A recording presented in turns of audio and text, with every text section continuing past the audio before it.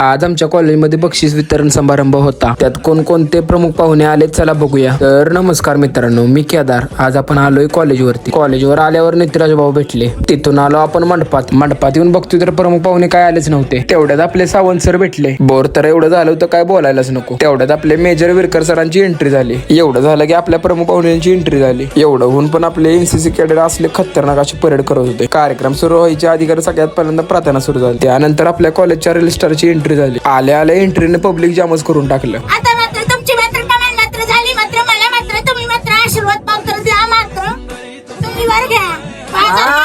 एवढा कार्यक्रम संपन्न झाल्यावर पारितोषिक वितरण समारंभ सुरू झाला. त्यात आपल्या अथर्व भाऊंचं दुसरंच काहीतरी चालू होतं. त्याला तर असं वाटत होतं की आयफोन म्हणजे बंदूकच आहे. ह्याच्या हावभावावरून असं वाटत होतं की भारत पाकिस्तान युद्धच खेळतोय. तेवढ्यात आपल्या भावाचं माईक वरती नाव घेतलं त्याला बक्षीस पण मिळालं. बक्षीस घेऊन आल्यानं भाऊ तर आपला काय थट्टतच नव्हता, नुसता हसत होता. त्यात आपल्या प्रथमेशचं फोनवर बोलणं चालू होतं. ट्रॉफी भेटल्या यश भाऊ तर पैसेच मोजायला लागले. तेवढ्यात आपल्या अथर्व भाऊने खतरनाक असं नाव घेतलं. भावाची ट्रॉफी नाच करते यश मोरे बोलते सब बोलते यार. एवढं करून आजचा कार्यक्रम इथं संपन्न झाला. त्यात नेक्स्ट ब्लॉग बघायचा असेल तर आपल्या भावाला नक्की सबस्क्राईब करा.